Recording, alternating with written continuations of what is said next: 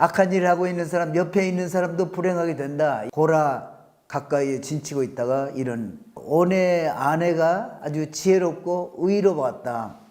그래서 그 온을 설득을 해가지고 빠지도록. 아니, 고라가 이번 이런 반역에 성공을 하더라도 당신이 그의 조언밖에 될 것이 더 뭐가 있냐. 그 사람들이 악하기 때문에 그 재물도 다른 사람에게 주어서 자비롭게 긍휼이 되지 못한다. 전염병으로 사람을 죽일 때 그때 향을 가져가면은 그 전염병이 거기서 멈춘다. 전염병이 있을 때 오히려 그치게 하고 치료할 수 있는 그런 것이다.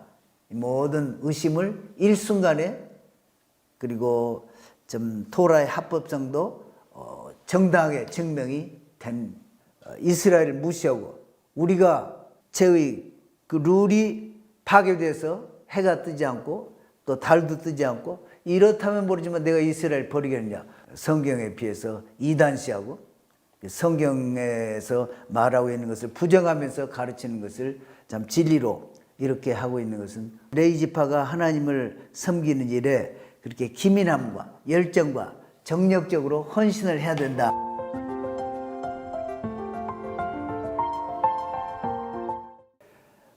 지금까지는 이건 뭐 음식이나 또 물이 부족하거나 또는 뭐 우상 섬기는 그래서 또 모세를 대신해서 무슨 우리 신을 하나 만들어서 중재자를 하나 만들어서 우리가 해보자 그런 문제들이었는데 이번에는 아주 지도자 모세와 아론에 대해서 정면으로 아주 대적하는 그러한 일이 여기에 나옵니다. 반역의 또 리더는 친척 형제예요. 그것도 레위인이고 그런 반란을 일으킨 자는 사람들이 많이 따라야 하는데 그 중에 리더들을 250명이나 모아가지고 그렇게 많이 모으니까 거기 있는 사람들이나 또 이 지도자들이나 볼 때 그 고라 그 사람은 아주 좀 뭔가 있는 사람이구나. 그에게 어떤 신뢰를 더 두게 된 거죠. 아무래도. It was short-lived, but it was the most serious challenge ever mounted against Moses' leadership. He assembled a distinguished group of disgruntled Israelites, his allies Datan and Abiram, some leaders from the tribe of Reuben, as well as from his own tribe of Levi, the tribe from which the priests came. Incidentally, Levi was also Moses' tribe. 그럼 이것이 언제부터 그랬을까? 람반 같은 사람은 아마 출애굽 후에 약 1년쯤 뒤에 시작이 돼서 정확하게 언제인지는 모르겠지만은 이제 아마 어떤 랍비들은 성전 봉헌 바로 뒤에 그때부터였을 것이다. 왜냐하면은 아론과 그의 아들들이 장자를 대신해서 그들만이 희생 제사를 드려서 하나님을 섬길 수 있는 그런 위치에 세워지니까 아니 모세와 그 형 그 아론의 자식들 그들이 그렇게 제사를 하나님께 그들만이 드리고 그런다. 그때부터 불만이 쌓였을 것이다. 그리고 또 고핫도 장자인데 그러니까 이렇게 얘기를 합니다. 그리고 특별히 다단과 아비람과 온 루벤 지파들 리더들 루벤 지파는 특별히 루벤이 장자였는데 요셉을 그 야곱이 장자로 이렇게 인정을 했잖아요. 그래서 장자권을 빼앗겼다. 그렇게 해서 마음에 상처와 분노가 항상 있었다. 그리고 다른 레위족들은 단지 제사장 돕는 일만 하는 그런 불만들이 쌓여가지고 있었는데 람반은 이제 특별히 얘기하기를 정탐꾼 사건 이후 20세 이상 모두 죽는다 그런 처벌을 듣고 사람들이 분노가 있었고 사람들도 많이 죽었고 그래서 반역을 일으켰다. 그런 그 아들 엘리사판이 고앗 가문의 리더로 세워졌어요. 자기가 가문의 리더가 되어야 될 텐데 엘리사판이 된 것을 보고 분노했다. 근데 이 족보를 보면은 레위의 증손 고앗의 손자 이스라엘의 아들 고라가 레위에서 끝나고 있다. 야곱의 이름 생략. 그러니까 그 위에 야곱이나 이삭이나 또 아브라함까지 올라가지 않고 고라는 거기서 끝을 내고 있는가.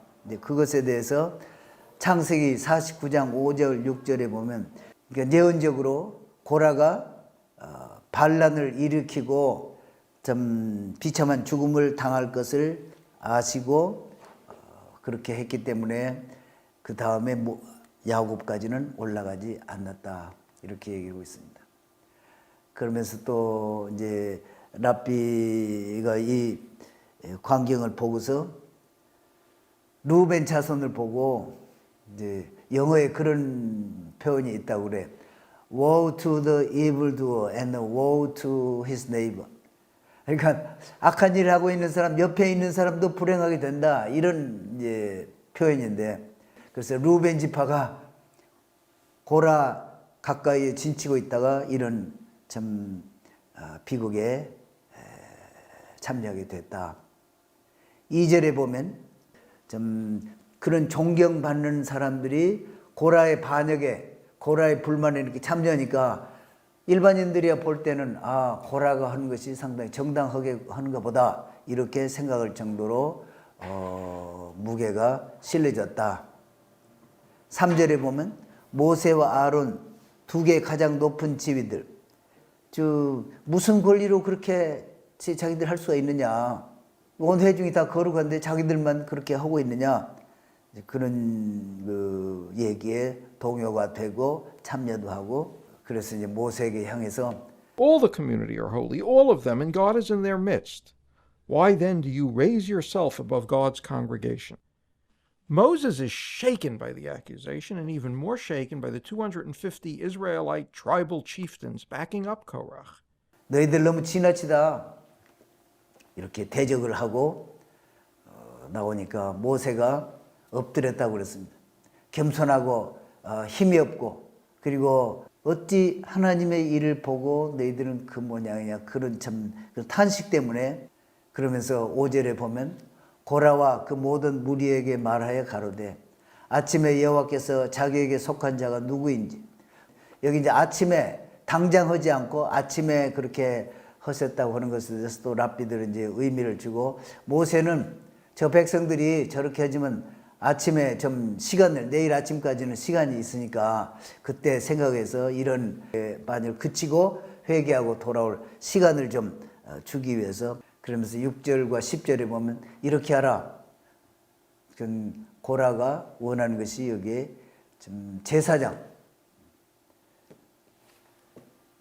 그러면은 이제 랍비들이 질문하는 겁니다. 고라는 아주 지혜로운 자인데 어떻게 그렇게 미련하게 행동을 했을까? 고라는 아주 지혜롭고 뛰어난 사람이기 때문에 예언적으로 자기의 후손 중에서 뛰어난 인물 사무엘을 보았다는 것입니다. 그러니까 사무엘 시편 99장 6절에 보면은 모세와 아론 못지않게 사무엘이 하나님 앞에서 뛰어난 자, 그 사무엘이 이 고라의 후손으로 나온 거예요. 그래서 내가 나서서 하면은 아마 백성들도 따르고 이기게 될 것이다. 그래서 확신을 하지 않았을까? 자기는 이 모세와 아론과 동등하다고 할 정도의 인물 사무엘이 내 후손 가운데 나오는데 내가 지금 대적하고 나가서 이렇게 해도 승리할 수 있을 것이다. 그러나 이제 또 그 미드라시에서 얘기하는 것은 Descendants later wrote 11 incredibly moving psalms, which are some of the holiest Jewish prayers. One of the greatest of all Jewish leaders, Samuel, the prophet, was a direct descendant of Korach. 그러나 그가 보지 못한 것은 그의 아들들은 회개하고 살아났고 자신은 죽어 망각 속으로 영원히 사라질 것을 보지 못했다. 이렇게 얘기를 하고 있습니다. 분명하게 얘기하고 있습니다. is speaking when the earth opens its mouth and swallows up all of Korach's people along with their households and all their possessions. 12절에 보면 도단과 아비람을 부르러 보냈어요. 또 고라도 참게 다시 물러서게 회복할 기회를 이렇게 주려고 찾았습니다. 근데 온도 있는데 온은 그 벨렛의 아들인데 직접 대면에 반항하는 대열에서는 빠졌다. 미드라시에 보면은 온의 아내가 아주 지혜롭고 의로웠다. 그래서 그 온을 설득을 해가지고 빠지도록. 그래가지고 또 이 동료가 와서 데려가지 못하도록 그것도 막고, 그래서 또 자기 남편에게 얘기하기를, 아니 고라가 이번 이런 반역에 성공을 하더라도 당신이 그의 종밖에 될 것이 더 뭐가 있냐. 지금 모세와 아론에 대해 한 것과 다를 것이 뭐냐. 그러니 참여하지 말아라. 그래서 12절에 도담과 아비람이 우리도 올라가지 않겠다. 그것을 보고 랍비는 또 도담과 아비람은 자신도 모르게 예언을 하였다. 그들은 실제로 산채로 땅속으로 내려갔지 결코 올라간 적이 없었다. 그래서 자신도 모르게 예언을 했고 그대로 이루어졌다. 이런 얘기를 하고, 그러면서 이 악인들의 장막에서 떠나라. 모세도 이렇게 얘기를 하고, 물건도 만지지 말고 너희도 멸망할까 두렵다. 이제 어떤 랍비들은 그렇게 질문을 해요. 아니 고라의 재물도 그렇게 많고 또 여기 다단과 아비람도 재물이 많을 때 왜 재물 그 물건을 만지지 말라고 했을까? 이제 그런 질문을 해서, 그러니까 그런 물건은 사람은 죽더라도 뭐 가난한 사람들에게 많이 자비를 베풀 수 있지 않겠는가, 이렇게 질문을 한 것에 대해서 또 랍비가 이제 대답하기는, 그 사람들이 악하기 때문에 그 재물도 다른 사람에게 주어서 자비롭게 긍휼이 되지 못한다. 그래서 하나님이 다 멸하신 것이다. 이렇게 대답을 하고 있습니다. 여기서 28절과 30절에 보면 모세가 백성들에게 이제 얘기를 합니다. 내가 지금까지 한 것이 다 내가 임의로 한 것이 아니고 하나님께서 나를 보내셔서 모두 행하게 하신 것이다. 그리고 그 사람들이 하고 있는 것이 그래도 참 주장하는 것이 전혀 엉터리가 아니다. 이렇게 되면 모세가 시내산에서 받은 그 토라도 이게 의심이 가는 거예요. 그 모세가 제대로 받았는가. 그래서 아주 이 순간은 절대절명의 순간이에요. 아주 이것을 입증하기 위해서는 보통 방법으로 그들이 벌을 받아가지고는 안 되는 거예요. 그래서 정말 땅이 입을 열어가지고 즉시 모든 것이 사라지는 것을 보면은 모든 의심을 일순간에, 그리고 좀 토라의 합법성도 정당하게 증명이 된 것을 보이기 위해서 모세가 그렇게 모세 자신도 모험을 어떻게 보면은 하고 있는 놀라운 사건이죠. 어떻게 보면은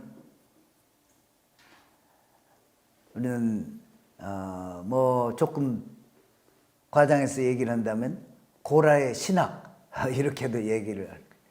이제 새로운 교회 형태가 이스라엘을 무시하고 우리가 이스라엘이다. 교회가 이스라엘이다. 이러한 신학은 어떻게 보면 고라의 그 반역적인 그런 신학과 같은 것이 아닌가, 그런 생각도 듭니다.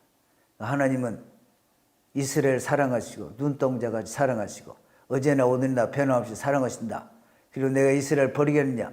하늘과 하늘의 태양과 별들 이런 것으로 맹세하시면서 그 참 천체의 그 룰이 파괴돼서 해가 뜨지 않고 또 달도 뜨지 않고 이렇다면 모르지만 내가 이스라엘 버리겠느냐. 그렇게까지 맹세를 하시고 하시는데, 아, 이스라엘 이제 다 끝났다. 이스라엘 인정도 안 하고 오히려 그런 것을 성경에 비해서 이단시하고 성경에서 말하고 있는 것을 부정하면서 가르치는 것을 참 진리로 이렇게 하고 있는 것은 꼭 250명의 향로를 가져왔는데 그 향로는 반역자들이 가져왔지만은 하나님 앞에 드린 향로다. 그래서 그것을 그 동으로 만든 그 향로를 다 쳐가지고 이 번제단을 덮는 것으로 만들어라.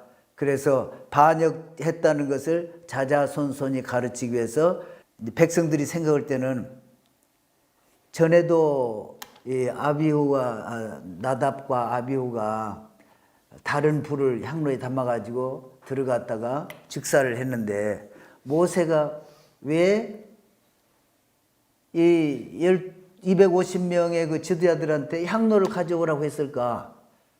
그것은 그들이 잘못되면 다 죽는다는 것을 알면서 모세가 그렇게 한 거 아닌가? 그래서 이제 모세와 아론을 원망하고 나온 것입니다. 근데 그때 이제 랍비의 설명은 모세는 하나님께서 그 반역자들에게 향과 향로를 가져오라 이렇게 말씀하신 것을 모세가 그때까지 얘기를 안 하셨다는 거예요. 그래서 모세 자신이 향로를 가져오라고 한 것처럼 백성들이 알고 불평을 했는데 또 회복이 되고 또 죽어있는 사람들이 살아나고 그러한 일이 일어나고 있는데 그럼 이게 왜 모세가 그렇게 향을 가지고 감으로써 그렇게 살아나게 했을까? 어떤 랍비의 이제 해석 모세가 시내산에서 하나님 앞에 가셨을 때 그때 여러 천사들을 또 보고 그랬을 때 죽음의 천사, 사망의 천사가 얘기하기를 그런 전염병으로 사람을 죽일 때 그때 향을 가져가면은 그 전염병이 거기서 멈춘다. 그것을 모세가 그때 배웠다는 거예요. Doubting that Moses and Aaron have brought death upon their community. The brothers quickly enter the tent of meeting, where they do a deal with a very, very angry God not to destroy everyone else in the community. God sends a plague to punish 14,700 of Korach's remaining supporters, and then calls it a day. 하나님이 연병으로 백성들을 치실 때 아론에게 즉시 향로를 가지고 가서 죽은 자와 산 자 사이에 서서 아직 죽지 않은 자는 그 전염병에서 걸렸을지라도 죽지 않고 회복되도록 돕고 그리고 살아있는 자는 아주 걸리지 않고 죽은 자는 할 수 없겠지만 그렇게 해서 이제 모세가 다시 또 백성들에게 중재하는 그러니까 모세는 참 지도자로서 연병이 들은 사람에게 향을 갖다가 놓으면은 죽지 않고 다시 회복이 돼서 살아나고 시체를 가까이 하지 말라고 그랬잖아요. 그러면 만지지 말라고 그래서 만지는 것이 더럽히는 것이지. 그리고 거기 보면 또 시체를 가까이 하지 말라는 말도 있는데 그러면 그 시체가 많은데 죽은 자와 산 자가 몇만 명 많이 죽었을 텐데 그럼 분명 오기실에도 스쳐졌을 텐데 죽은 자가 사는 거고 그다음에 죽은 자는 같이 거기에서 돕는 레위 사람들이 아마 죽은 자를 빨빨 치우고 살아있는 사람에게 가서 병들어 있는 사람에게 그렇게 했을 수 있겠죠. 대제사장 아무튼 만지지 말라고 그랬으니까. 가까이도 근데 레위인도 시체 가까이 가지 말라고 그랬잖아요. 시체를 가까이 가지 말라고. 그러나 그렇게 더럽혔으면은 그 사람들은 속하지만은 다시 정결케 하고 그러지만은 대제사장 만지지 말라고 그랬잖아요. 무슨 시체. 그러니까 대제사장이 향을 가지고 갈 때 가기 전에 미리서 치웠을 수 있겠죠. 그리고 이제 저는 여기서 그 향로가 250명 드는 사람이 모세와 아론만 다 죽었잖아요. 네. 근데 나답과 아비후가 그 다른 불을 걷다 넣은 거잖아요. 그래서 이 사람들이 그 하나님 앞에 신실하게 정말 정결된 그걸 넣지 않고 자기 욕심으로 이렇게 막 대적을 한 그 향로를 갖고 간 거잖아요. 그러니까 어떻게 보면 이것도 다른 불이라고 또 얘기할 수 있지 않을까. 그 정결한 하나님 앞에 올려드린 게 아니고 자기네들의 욕심으로 막 그 모세와 아론을 대적을 해가지고 그래서 그 향로를 죽일 때 그 나답과 아비후도 즉사를 해버렸잖아요, 장모님. 그럴 수도 있겠네요. 그렇게 보이네.